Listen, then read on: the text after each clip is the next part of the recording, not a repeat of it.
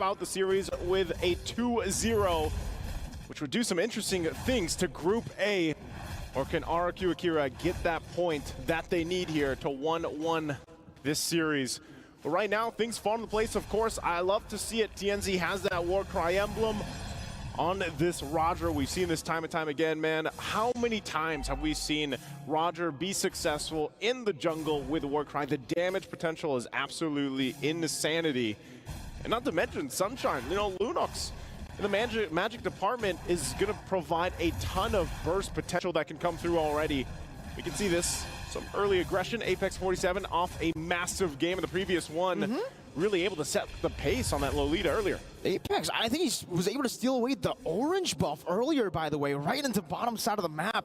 So great start by Flux Esports, already stopping that RRQ Akira early game train, as King is going to be, again, a victim of this invasion right into the sun and right into the vengeance resets again. King barriered out of his own jungle to escape. Flicker from Rosa. No, from Alien, actually, to get out. King still going for the farm. Rosa dealing damage back again, forcing King out, and Louise walks up together, goes over to Jikundo onto Apex, but he still has the power of nature, and it allows TNZ to just walk in, claim a creep, and then take everything else in the jungle. I said this is RRQ Akira. Well, this is Flux Esports, man. Talk about just aggression on this side of the map, really just trying to get any lead that they can, and actually delaying King is enough for them to kind of accomplish that. We'll see how they kind of play around with that first. TNZ has a very little minor lead against King from RRQ Akira. Turtle's now up, so I would say they did enough. Shield Unity straight into the Purify, doing a lot of damage on the Lagusta, but now with one right dash, they will be able to claim that kill. It's first blood over to RRQ Akira. But you can see for TNZ in the bottom lane, instantly on the cross-map play, straight into the orange buff as well. So King, he's gonna be quite far behind now. He's already 2 levels down with the orange buff. He might just be 3, bro. Yeah, this is not the experience you want to have here if you are a jungler. Of course, your buff's just being taken from you. Takashi trying to help, but man, this is going to make it. He's still level 3 at this point, and TNZ's level 6. King is having one rough start right now to this game, and just look at this, still going. Finally going to get that purple buff. But man, talk about a delay, a successful maneuver from Flux Esports to deal with this. And, you know, as things kind of get situated 3 minutes in, they have full control already of the early game because of this. And they'll continue to go ahead and just live in King's jungle at this point. So now King, he's got to rely on the rest of the team from RRQ Akira to help him out. Luis is level 4 now. He has the Way of the Dragon available for him. So they could possibly punish the aggression coming out from Flux Esports if they're able to pull through. The fact that Lagusta got an early kill, got the first blood up top, could help them in terms of scaling with the Harris. We've seen it before. We know that Harris' damage potential is massive. We're looking to play here, top side, Rosa. Apex straight into the wall, charge and a flicker right into the Lycan Pounce. King gonna be falling into that chaos. Damage from Sunshine. Louise tries to go over to Jikundo. TNZ dodges away for it with a Lycan Pounce. Rosa again dealing some damage. Apex goes over the sandwich play. It's a flicker forward now from the side of Flux. Sagan gonna be caught right into the claws of TNZ. And RRQ Akira are forced back up top. This is a... Man, this is a different Flux Esports than what we saw even yesterday. Very dominant in this early portion of the game. Total control as they now have, what, a 3,000-4,000 gold ahead. They're going to get this turret tier 1. Are they going to get that last shot off?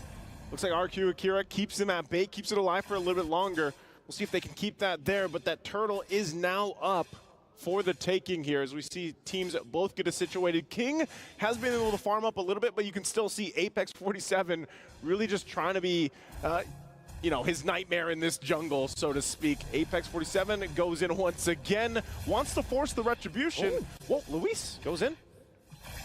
They're just to back him off. They're in a tough spot. You can already see it there. Now Chaos Sunshine doing a whole lot of damage on the Lagusta even with the wild person now into the wild charge. Straight into the feathered airstrike. Still with the fancy feet, able to dodge away. Now the shield unity from King. Well played by Lagusta. Able to evade from that skirmish. That was a bob and weave, man, if I've ever seen one. You know, great play there. It was a good decision from Flux Esports, too. They knew that they could put pressure there. They trade, of course. They also finally get that turret on the top side. Luis waiting patiently there, but it's just going to get spotted out. He does have Flicker available and Way the Dragon. He's going to use it. Sunshine just diving in with the brilliance as well. The DOT does its work. Now Takashi with the Black Dragon form into the back line. Three-man Petrify, but they have to Purify now as they'll be able to escape for now. King going to be caught all alone. The Light Compounds is enough to deal with him. And that's a 3-for-1 trade despite the big plays being made by RQ Akira. Alien still wants to push the pressure. Man, he's so annoying on this Arlet. Yeah, time and time again.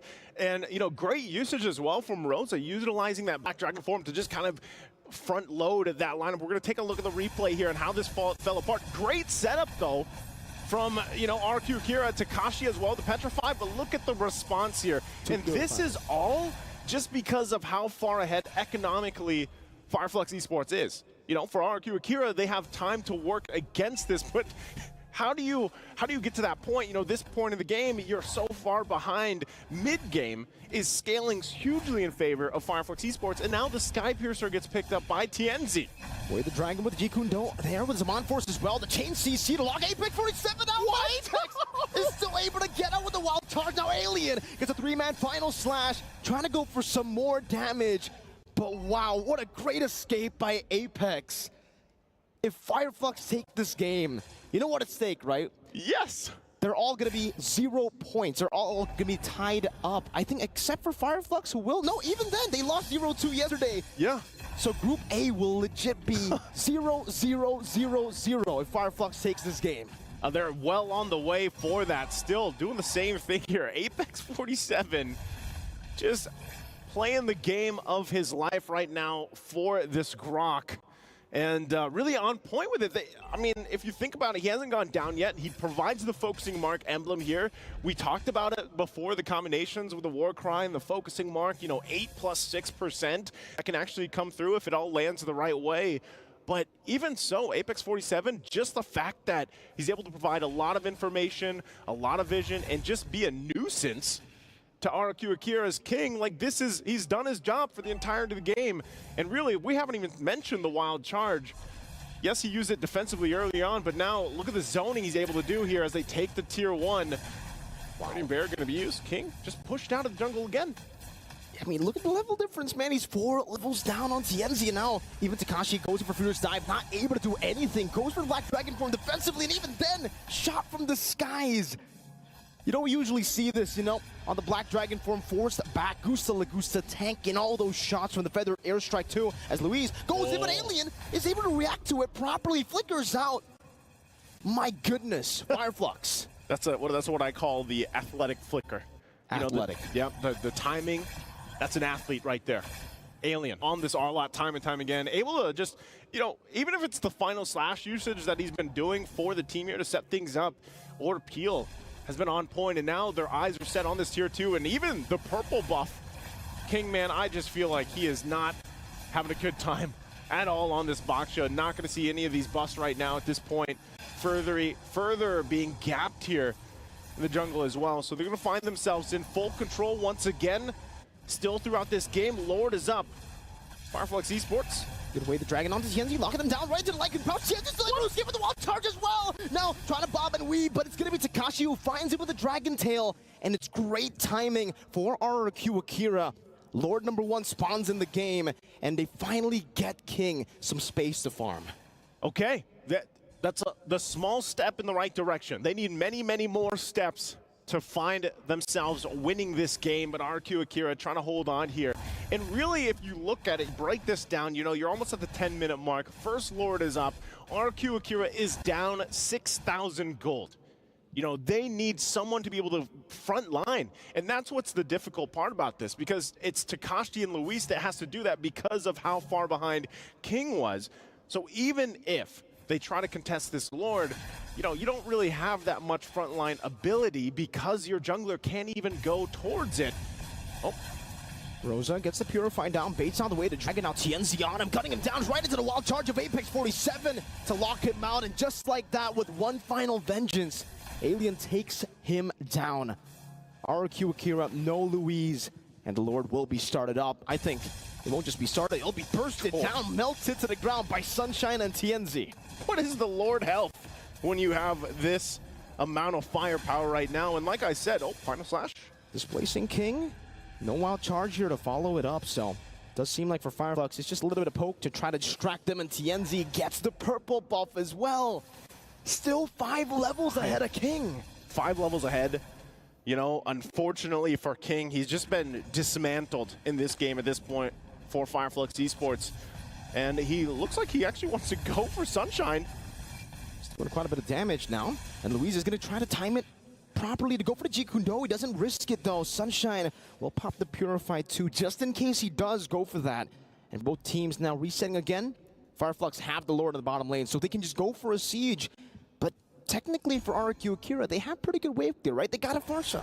Yeah, they have, and I mean, even to the extent to the Harith, right? So they should be able to be okay for this first Lord pushing in. They might lose the tier 2s just because they can't go too far forward from their base, otherwise they're going to get collapsed down on.